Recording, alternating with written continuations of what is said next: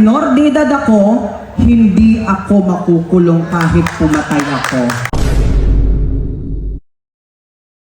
Amid the growing prevalence of bullying and youth delinquency that threaten the well-being and future of the Filipino youth, what decisive and sustainable interventions should the government pursue?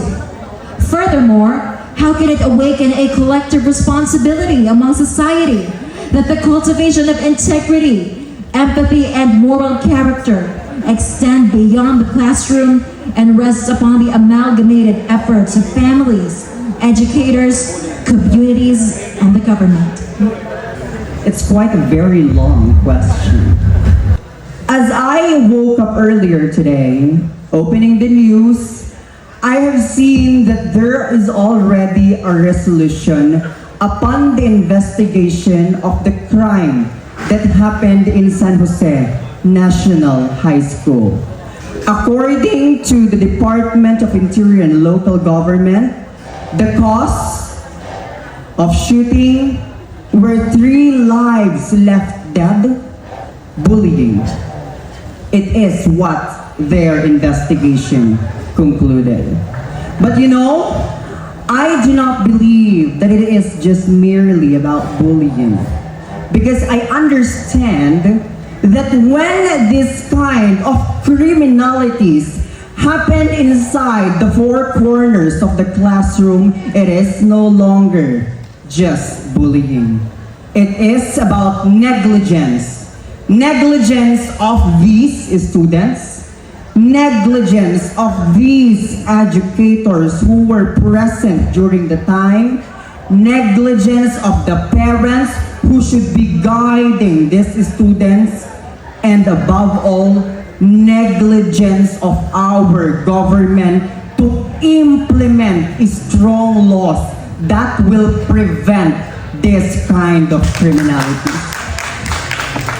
I was just asking myself the same question because I believe that in the country of the Philippines, where we are being governed by a democratic republic, I truly believe that our constitution is the bloodline of our government.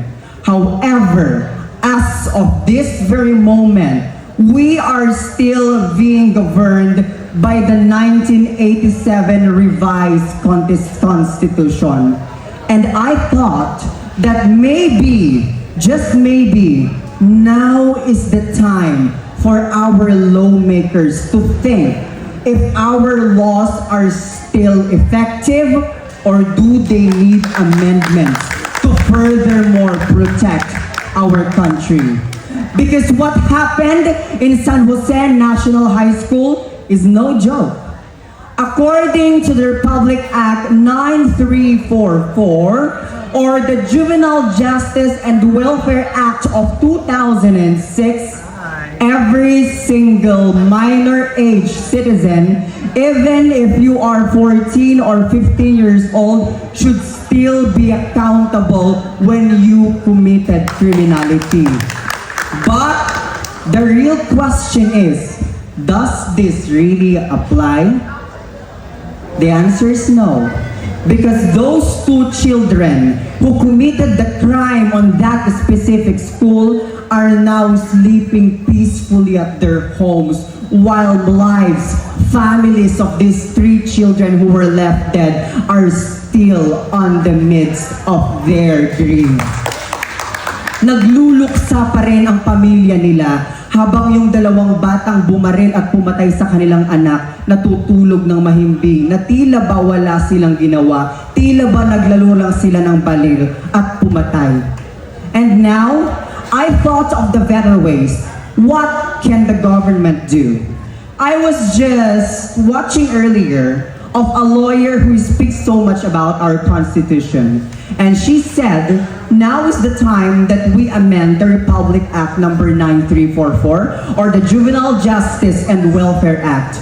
Because if these 2 children were able to escape from what they did, then it is a motivation for more children to do more bullying. It is an invitation for them because they will think na minor de edad ako, hindi ako makukulong kahit pumatay ako.